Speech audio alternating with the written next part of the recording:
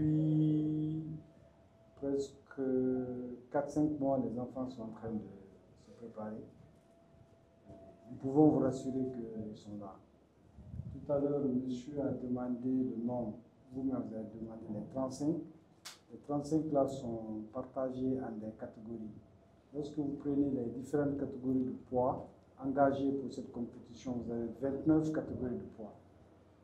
Et ces 29 catégories de poids sont partagées comme suit. Vous avez les catégories cadettes. La catégorie, quand je dis cadettes, hommes, vous allez comprendre maintenant, là, tous, ils vont dire femelles et mâles. Donc, vous entendez sur les papiers que vont vous donner femelles, ce sont les femmes, mâles, ce sont les hommes. Dans la catégorie cadette aussi, c'est subdivisé en deux. Vous avez la partie combat imaginaire qui vous a parlé de kata, et la partie qu'on appelle le combat que nous, techniciens, nous appelons kumité. Et ça aussi, vous avez, quand vous prenez les kumités, au niveau des catégories de poids, vous avez, au niveau des hommes, vous avez 5, au niveau des femmes, vous avez 4, ainsi de suite. Et vous avez au niveau des catégories cadettes, vous avez les hommes qui vont faire des combats imaginaires individuels, vous avez les dames qui feront ainsi de suite, jusqu'à la catégorie senior. Et il ne veut pas dire que les 29 catégories de poids là qui feront totalement la compétition. Parmi la compétition, vous avez les katas individuels qui ne sont pas comptabilisés au niveau des 29, parce que les katas individuels ne seront pas pesés. Les combattants qui seront pesés sont catégorisés en 29. Ceux qui ne seront pas pesés, c'est ceux qui feront le combat imaginaire qu'ils appellent les katas. Vous avez un individuel, vous avez un team, et ainsi de suite.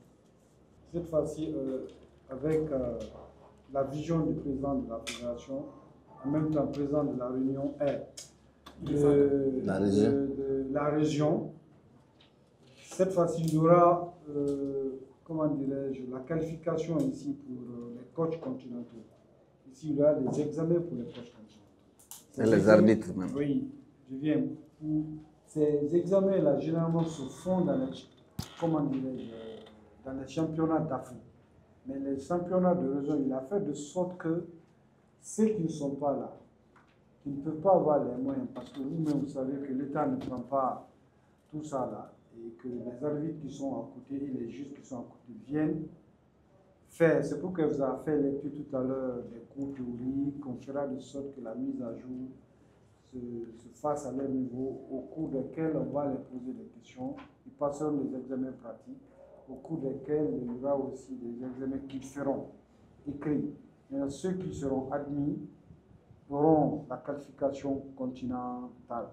C'est-à-dire que si moi je suis aujourd'hui coach et je suis candidat et que je passe, et si j'ai cette certification, par exemple, les pays qu'il a cités là peuvent demander ma prestation comme ça se fait en football.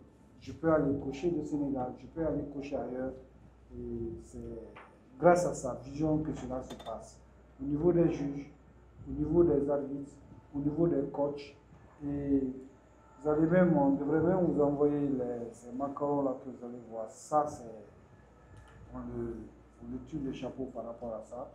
Même les autres pays nord qui sont beaucoup plus avancés en font moins que ce que l'IFAC lui accorde, vu son implication pour le développement de la région.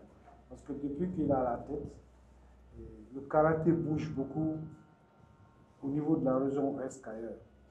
Parce que le président Béchir va vous dire, il a fait la classification des différentes régions. Vous allez voir, je pense que madame doit avoir la copie, vous allez voir. C'est la Guinée qui est la région Ouest-Une. La région Ouest-Une qui est le phare de ce document continental. Et que le document même est transmis au niveau de la Fédération mondiale. Ça veut dire que c'est le lieu pour aussi tirer le chapeau par rapport à la vision pour le développement du karaté au niveau de la région Ouest.